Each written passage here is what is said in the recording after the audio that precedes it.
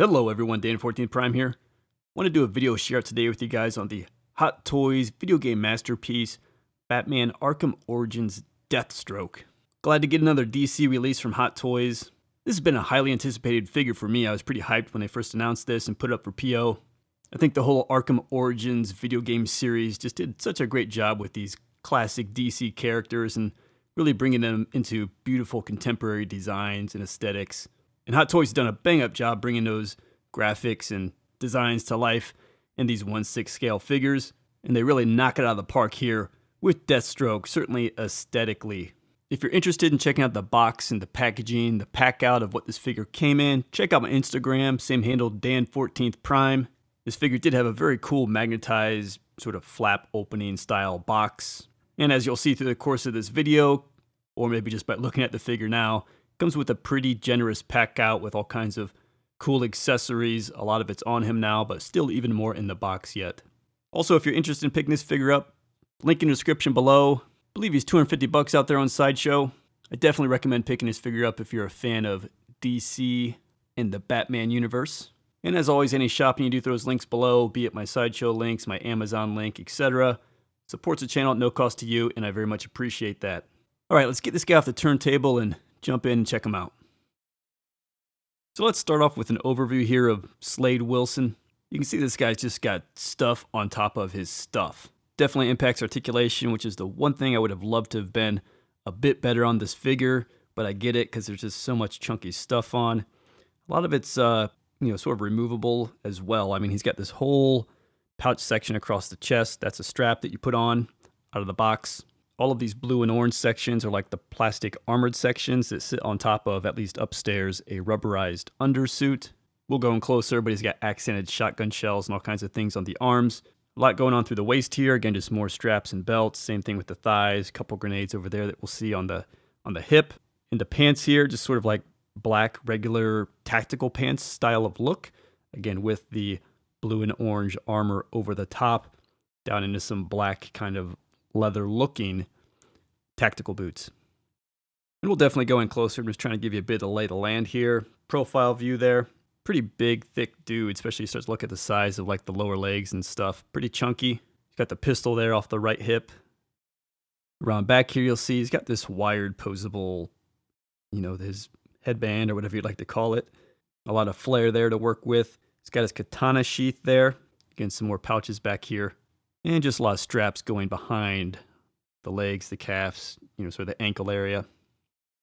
And then here, finally, this other profile view, just so you can kind of get an overview. Here's all these shotgun shells I mentioned. It's kind of odd. He doesn't come with a shotgun, but it's cool detailing all the same.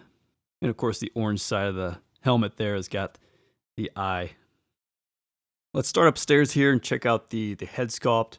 Very cool. Very cool. The blue and orange, and the blue's got kind of a cool, like a waffle texture all through it. The orange is more, just flat or matte, what have you. And then there's just all kinds of battle damage on it, as you can see. Of course, the left eye there on the orange side. For me, I think that eye comes a bit inside towards, the middle of the face or the nose. Then I think would be ideal. I could see that spaced out a bit wider and showing through a little bit better than what they have it, because it does look pretty crowded in there. But I'll give him just a bit of a twist here and pivot. You can check that out. Again, the cover side and just all the damage there on the blue side. And then here, the orange side. Again, all those gashes just really pop off of that orange. And you can take a look at the eye there for yourself. And then just the back of the head there. It almost like he's got like a mask there that has some attachments here, kind of like a hockey mask or something that goes over the head. And underneath that, if you will, is all black for the base of the back of the head. If we look at the rest of the upstairs, he's got a very high gloss, kind of rubberized finish through here, this kind of collarbone section of the undersuit, which then goes into more of this kind of textured rubberized look of the suit, which again has got more of a waffle pattern in it. You see that come through the shoulders. Again, sort of tactical, because he's got these red accents there at the sleeve, which then gets down into kind of a chainmail sort of look of silver down into the bicep, into the forearms. But again, that's, rubberized type suit, not plastic armored pieces like these pieces here. As you can imagine, all of this hard plastic armor over the chest and abs and stuff really hurts for articulation. They do give you a separate swap out piece for the chest though, which I'll show you. And when I do that, you'll see them with the strap off as well. They can help kind of with the articulation of bringing the arms in quite a bit. But otherwise, yes, just lots of this battle damage all the way around the figure. Nice sort of abdominal ab section accented out there in the front of the suit. And if we jump down a bit, and I'll pan to get the boots in here, but you can see all the tactical stuff going on around the belt. It's like he's got a belt with the blue armor and the orange, and he's got this tactical belt that kind of sits over the top of it and supposed to sort of hang a bit lower. Got all these straps there, again with those red accents. You see the grenade and things up there on the hip as well. Here you see better the black inside tactical pants, which the armor sits on top of. And same deal, this armor is just battle damaged all the way through, which looks really sweet. And yeah, he's got some big legs. Those are pretty chunky, particularly down the lower leg because of all the armor. And I dig the boots too. It's all very tactical. Not as tactical as Batman tactical suit, but pretty damn close. Here you got a profile view. Again, you can see just how that works with the neck coming in, this gloss black armor into the head, and he's got a bit of rubberized undersuit there for the neck. Of course, jumping off the shoulder there, you see all of these shotgun shells strapped on across the top, as well as a couple placed here. And yeah, big shoulder plate there. Side of the arm, we see some of that silver in the elbow, and then down to the big forearm gauntlet. Then here, if I just get the arm up a bit out of the way, you can see kind of through the torso there, all the straps coming together. And the grenades, which come loose, you can kind of attach them there to some of those straps as well. So it's all kinds of tactical stuff going on. And we jump down the legs there. Got some pouches coming off the side of the thigh there. Check out the knee. It's got like a strapped on looking kind of knee plate there. And you see the like leather straps in the back, so that's cool. And again, these black straps here, which are like straps for the front of the armor. All just so well detailed. See all those pieces kind of through the boot. Makes it look really cool. You even see some blue accenting there on the heel, the back of the boot, to tie into all the rest of the suit. Getting closer on the back of the figure here, the big katana sheath in there. It kind of plugs into the back, which I'll show you when I swap out the chest plate. You know, he has a hole in his back otherwise, so I wish they could have did that another way. But there's definitely some layering to the back of the armor effect, which looks very cool, down into the spine with the orange accents there, which looks cool. And then when we come down the back, you see the tactical pants, the pouches, all the backside of this. And maybe here a good spot to just show you, I mean, just how all these pieces just sort of float, you know, they don't float, but I mean how they're just over the top of the tactical pants there. You get some silver accent there. So, you know, separate piece there at the knee. These calf pieces, you know, just floating. See how they kind of move like that? All over the top. A lot of things there, they're going to restrict articulation, unfortunately. But considering everything this guy's carrying, his articulation could be worse. And quickly showing you this profile here. You know, not a lot new, but definitely a bit different with this side of the head. Get his arm up out of the way. You can kind of just check through the torso there. Again, just some more pouches and tactical stuff. Goes down into his pistol holder. Of course, the gun is comes out of there. Pretty hefty duty pistol holder, though, I will say. Because he's got this whole metal section here. You know, not metal, but metal looking section here. And then like the holster sort of plugs into it there. So it's a pretty chunky pistol holder. Now let's just check out down the leg here. Kind of more the same, but I'll give you a look. Let's get into some of the goodies that come with the figure. And I've stripped them down here, popping off the head and then taking off that shoulder strap in his katana sheath. Because I had mentioned he comes with a separate chest plate piece because this really limits his articulation. You can see his arms just hit that. They don't come together. But, you know, guys with swords, you might want to have his hands together. So this chest piece here, interchangeable, just kind of unplugs right there. Pretty straightforward. And we get this piece here on the left, as you can see, much more narrower inward cut there around the shoulders to help with some of that articulation. And same thing, a couple pegs, of course, to get that right back in place. And I will show you while I've got them like this. I'd mentioned the hole in the back where the katana plugs. You have that, which a bit unsightly if you were to not want all those straps on him. you got that, but of course it's in the back. You're not going to see it, but a bit odd there. You don't typically see things like that with Hot Toys. They're usually always paranoid about hiding things and concealing things. Let's just tick through some of his other goodies here. Of course, you've got his pistol, which of course fit into the holster there that I showed you earlier. Pretty nice. Kind of nickel colored looking pistol. You got the hammer back here, which moves, which is pretty cool. But doesn't, there you go. Yeah, it does slide. So you do get a bit of slide mechanism as well. Looks like it's really just kind of spring loaded. You pull back, so you don't get a pull open and see a bullet or anything. You just pull back and it slides forward. Comes with a couple of these little grenades. I think I had pointed out as well on the hip. Again, 2 of these. One's still on the figure, but just give you a sense. Pretty simple. Gray sphere looking pull pin grenade. Since I've got this off, I'll show you. I mean, you need to put it on out of the box. This is his tactical shoulder sleeve, if you will. The pouches and things that you saw. I will say when you put this on, it's good to line up the that hole with the hole on the back of the figure, so you're not like damaging the leather when you try to put the sheath peg into place as well. Then he does come with his sheath and sword. It's a hefty sheath, big chunky kind of piece of plastic, as you can see. And again, the peg there, these sort of rivet effects around it. And then the sword obviously fits in it a certain way. So here's the sword, kind of almost like a graphite or gunmetal type color. Not super silver shiny, but looks very tactical.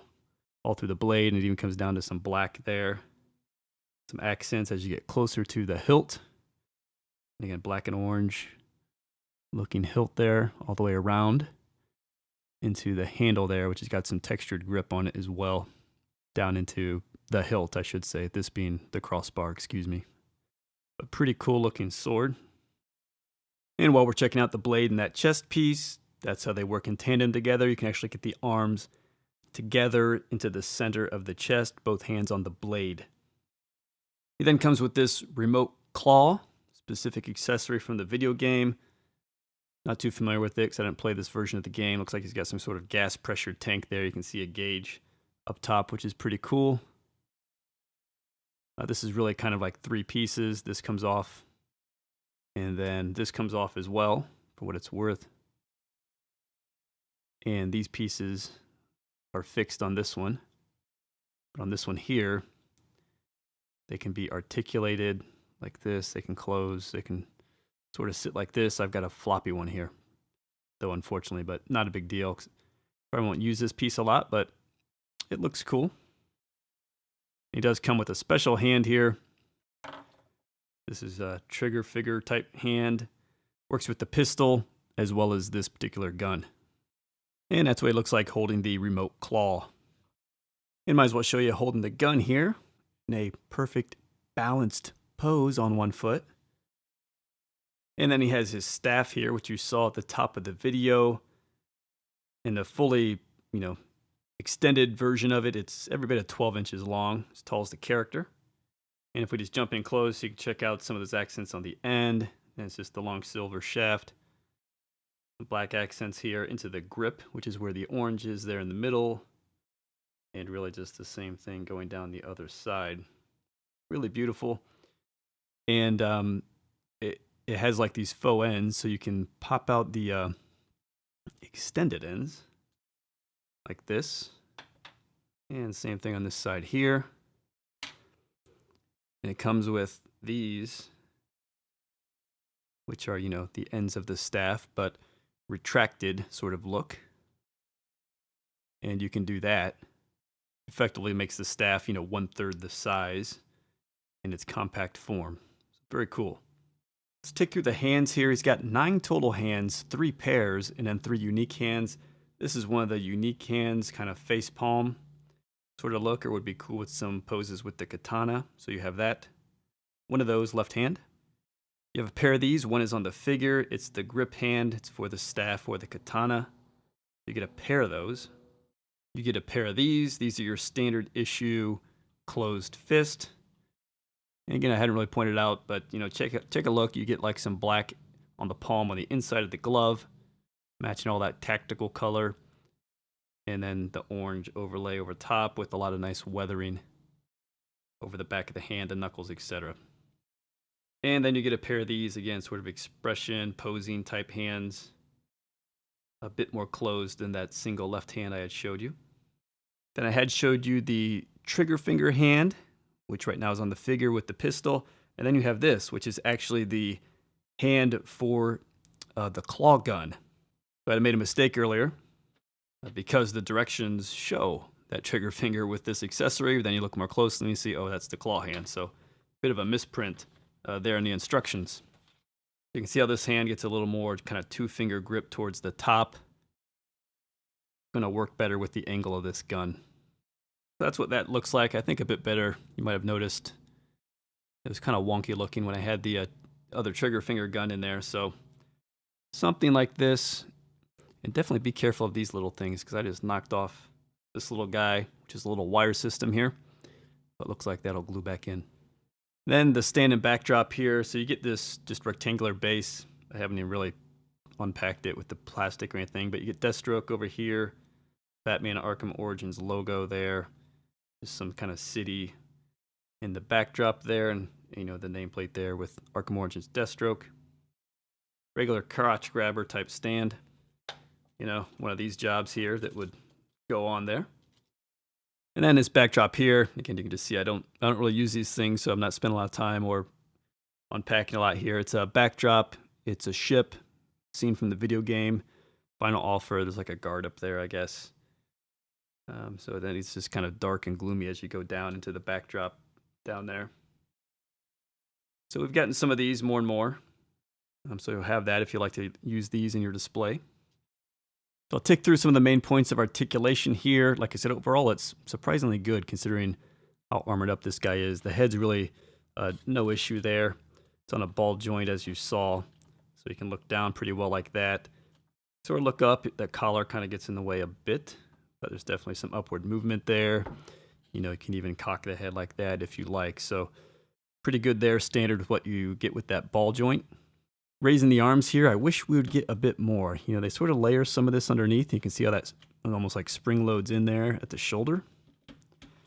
But even when you push those all the way in, and really pulling it up, that's all the more we get. When it comes to holding his staff out, you know, I like him to be able to put that pretty much straight out. So some of those poses, like I had him at the beginning of the video, I think suffer a little bit because he can't get his arm up higher.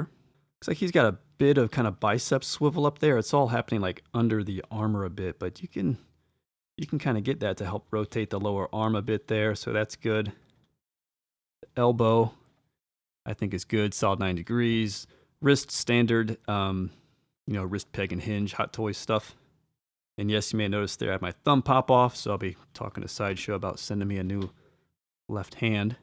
Again, the torso, because of all this armor, it's just going to be a brick. There's no crunch or anything. I showed you already the chest plate for articulation, which helps with the shoulders coming in, right? Because they can come up like this, which is pretty good.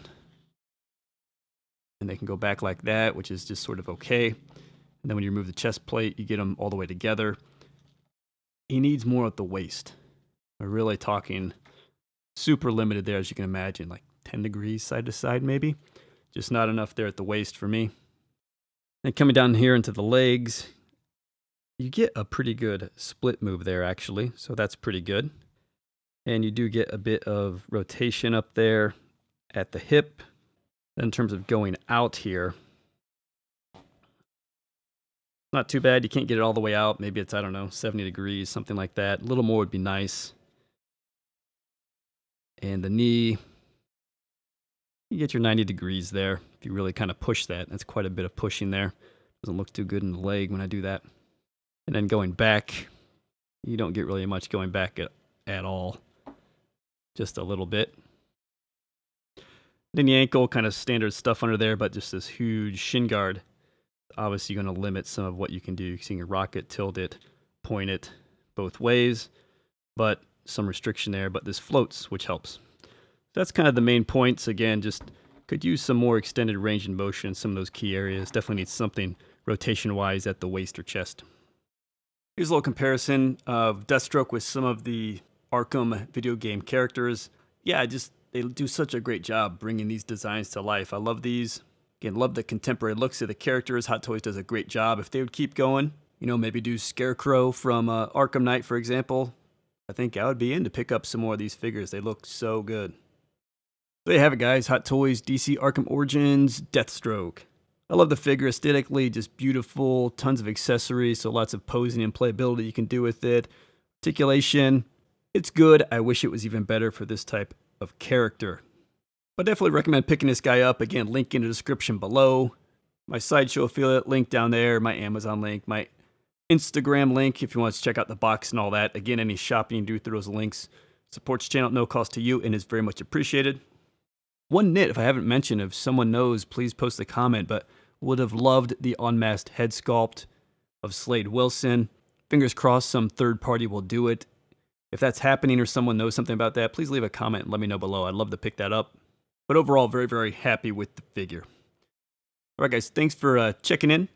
I'll see you next time.